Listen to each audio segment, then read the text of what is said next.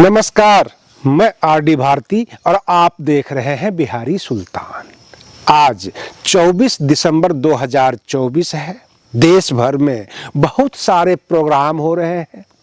जैसा कि बहन मायावती जी ने पहले आह्वान किया था, अपील किया था अपने कार्यकर्ताओं से कि 24 दिसंबर को धरना, रैली और विरोध प्रदर्शन होगा केंद्र सरकार के खिलाफ, क्योंकि उन्होंने जो है देश के केंद्रीय गृह मंत्री जी ने, अमित शाह जी ने जो है अपमानजनक टिप्पणी की थी बाबा साहेब भीमराव अंबेडकर जी के खिलाफ। और उसी के एवज में बसपा के तमाम कार्यकर्ता पूरे देश भर में धरना प्रदर्शन, विरोध प्रदर्शन कर रहे हैं। मैं बारी बारी से आपको बताने वाला हूं, लेकिन अपने दर्शकों से एक खास अपील है, आग्रह है आपसे कि आप हमारे चैनल को सब्सक्राइब कीजिए। नीचे काला सा लिखा हुआ होता है सब्सक्राइब, आप तक वीडियो नहीं पहुंच पाता है।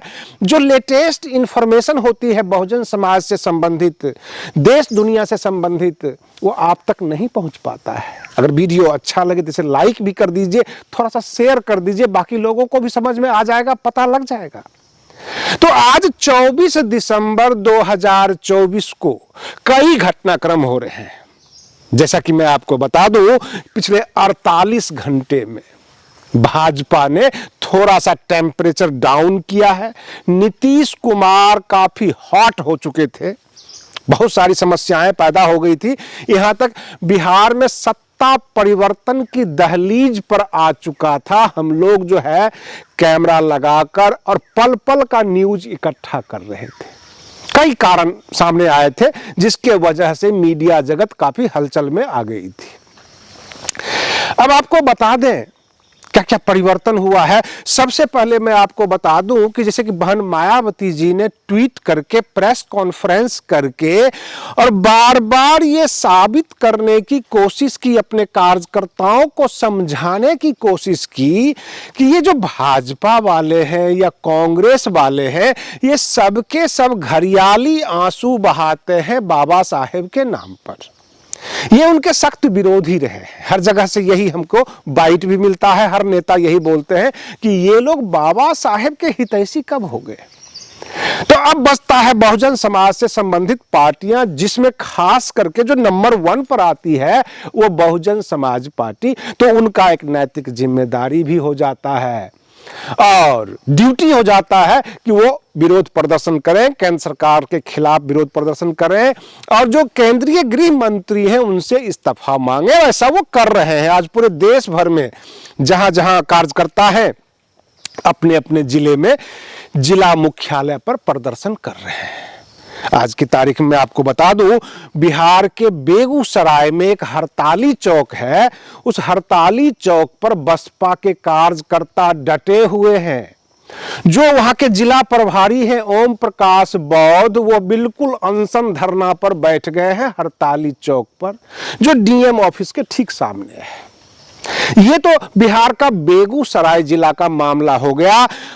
बिहार के मुख्यमंत्री नीतीश कुमार जो पश्चिमी चंपारण से निकलते हुए अपनी प्रगति यात्रा के दौरान अब वो मोतिहारी आज पहुंचने वाले हैं और उन्हें दो तरफा विरोध भी झेलना पड़ रहा है।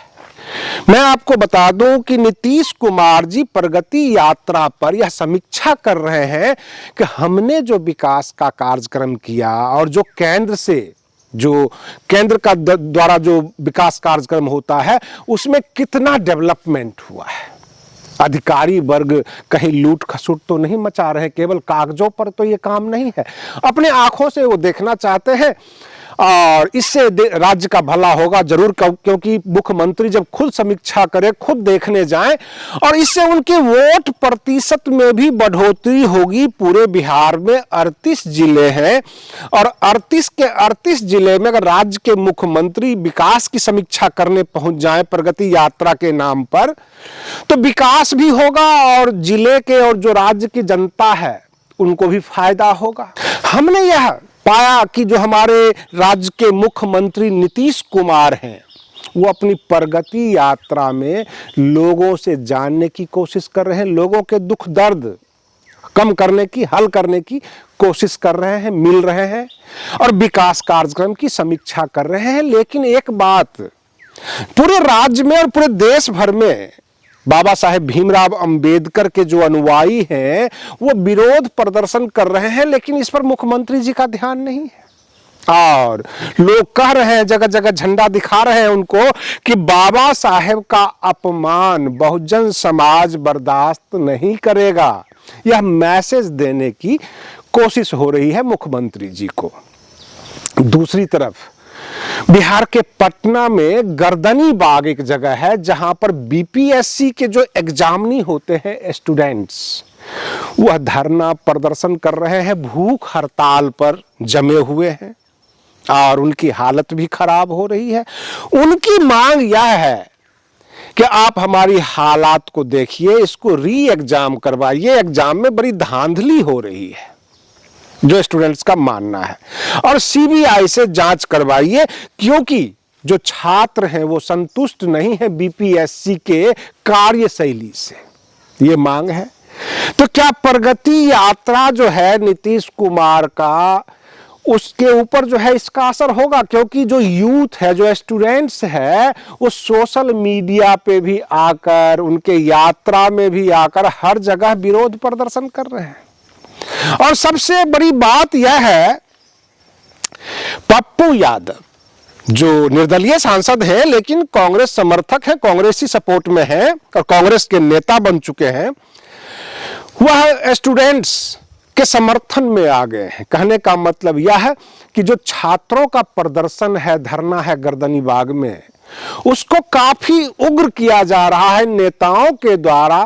शायद मुद्दों की कमी होगी तो छात्र मिल गए उनके प्रदर्शन के लिए। और एक तरफ यह भी देखा जाता है कि छात्रों की जो मांग है वो नाजायज भी नहीं है, क्योंकि मैं आपको बता दूं कि जब आप बीपीएससी का फॉर्म भरते हैं अथवा देश के किसी भी एग्जाम का आप फॉर्म भरते हैं, उस पर जीएसटी लगता है केंद्र सरकार के द्वारा। जब हमने कई छात्रों से बात किया, वो कहते हैं हंसने और बोलने पे भी जीएसटी लग रहा है। मैंने कहा वो कैसे?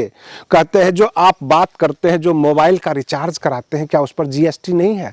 तो बोलने पे भी जीएसटी है। इस देश का जो केंद्र की सत्ता है वो इस तरह से क्रूर हो चुकी है। मैंने कहा हंसने पर कैसे? वो कहते हैं कि आप दिखा के नहीं हंस रहे हैं, सरकार को दिखा के एक बार हंस के तो दिखाइए, वो हंसने पे भी जीएसटी लगा देंगे।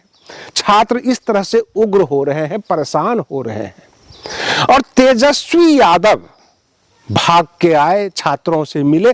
तेजस्वी यादव आरजेडी के नेता हैं, मुख्य नेता कह लीजिए, और नेता प्रतिपक्ष है बिहार की असेंबली में। वह भी उसके छात्रों के समर्थन में आ गए। अब ये प्रश्न उठता है कि पिछले 48 घंटे में बिहार की राजनीतिक टेम्परेचर काफी हाई हो गई थी। कहने का मतलब 122 डिग्री हो गई थी। 122 डिग्री इसलिए मैं कह रहा हूं क्योंकि बिहार की सत्ता प्राप्त करने के लिए 122 विधायकों का समर्थन पत्र चाहिए, तब वो बहुमत में आ जाते हैं। तो बिहार का जो टेम्परेचर है वो 122 डिग्री हो चुका था पिछले 48 घंटे में। अब रही बात ये 122 डिग्री होने के बाद फिर ये टेम्परेचर डाउन कैसे हुआ? तो मैं आपको बता दूं कि अमित शाह जी ने 2 कृत्य किए थे बड़ा जबरदस्त पिछले दिनों।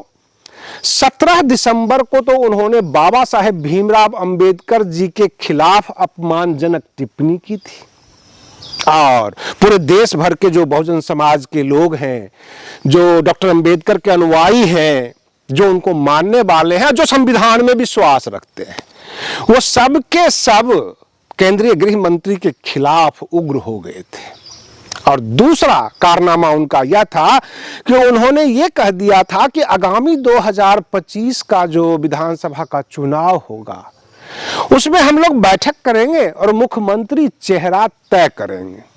अब नीतीश कुमार जो है सशंकित हो गए, बिल्कुल संदेह के घेरे में आ गए, और उन्होंने इन्वेस्टर मीटिंग में नहीं गए। ट्वीट पे आ गया कि वो सबके हैं, उसके बाद उनके प्रोग्राम जो है बदलने लग गया।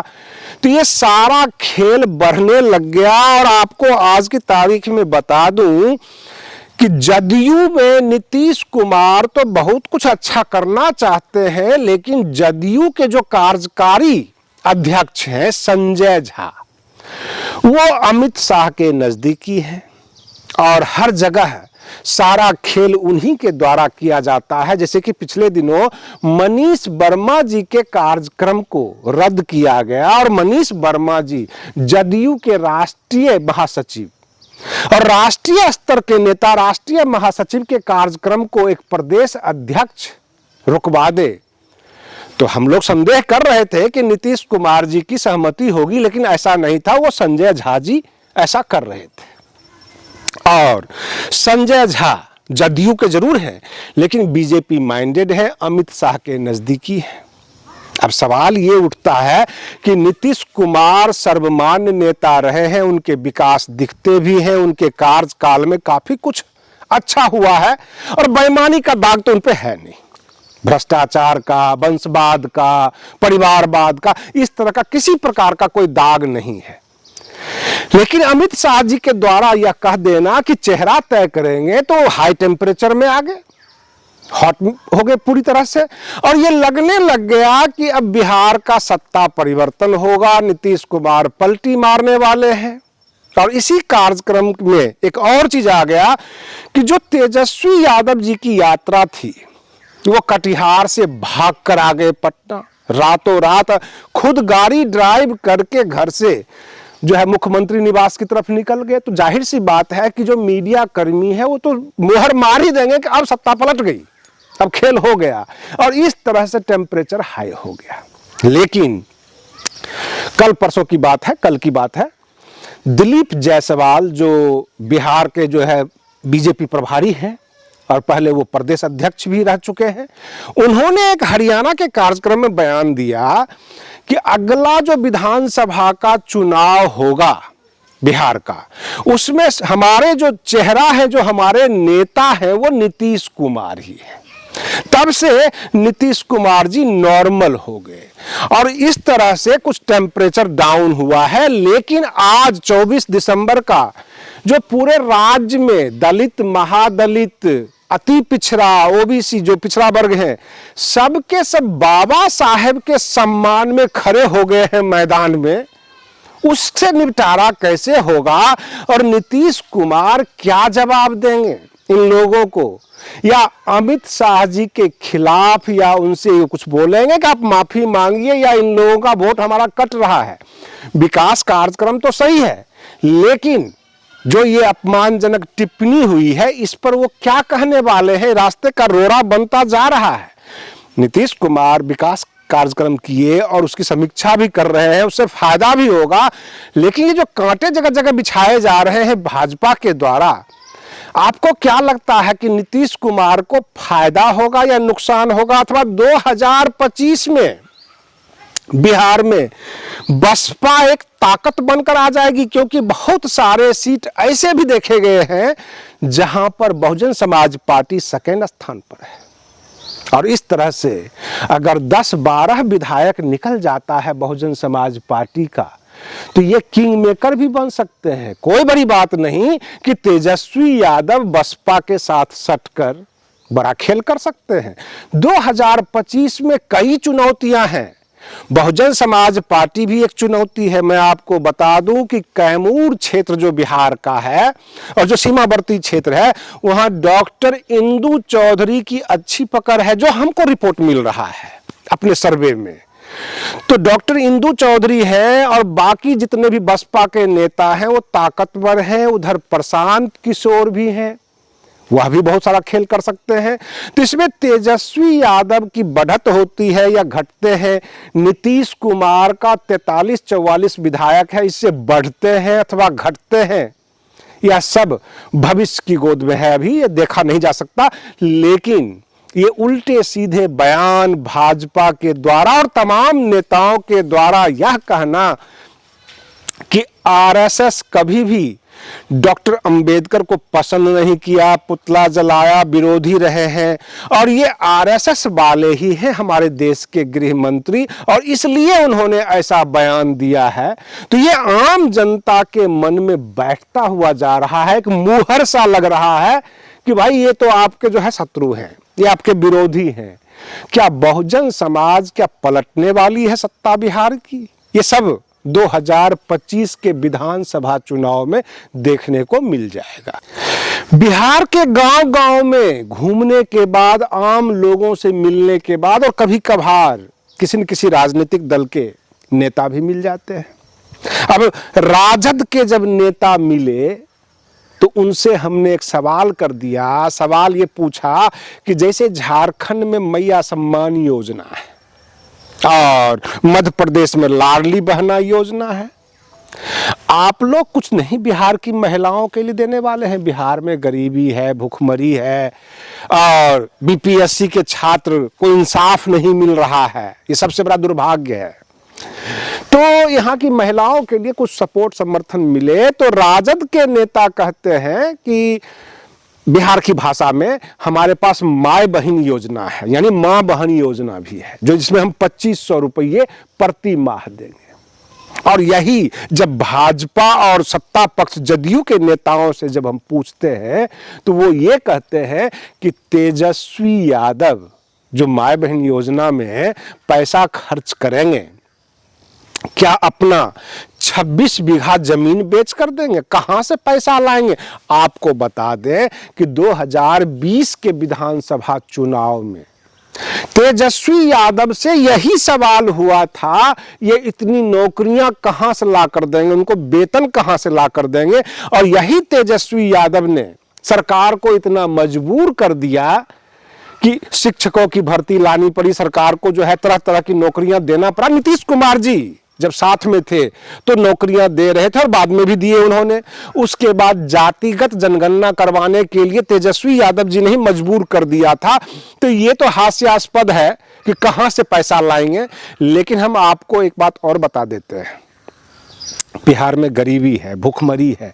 आज डॉक्टर भीमराव अंबेडकर जी के सम्मान में उनका अपमान जो हुआ है, उसके खिलाफ धरना प्रदर्शन पर बहुजन समाज पार्टी के कार्यकर्ता, आजाद समाज पार्टी के कार्यकर्ता, कांग्रेसी कार्यकर्ता और राजद के कार्यकर्ता, जितने भी राजनीतिक दल हैं, सभी के कार्यकर्ता मैदान में हैं, सब खिलाफ कर रहे हैं। हम पत्रकार हैं, पक्षकार नहीं है। हम ये नहीं कह सकते कि फला था और फला नहीं था।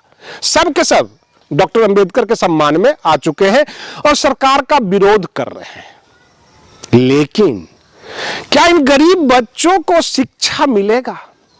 क्योंकि डॉक्टर अंबेडकर शिक्षा पर जोर दे रहे थे, स्वास्थ्य पर जोर दे रहे थे। जो बेघर लोग हैं उनको घर मिलेगा, जिनके देह पर कपड़ा नहीं है, सर्दी कड़ाके की पड़ रही है। तो इस तरह से उन गरीबों के ऊपर कब ध्यान दिया जाएगा? आज के लिए बस इतना ही।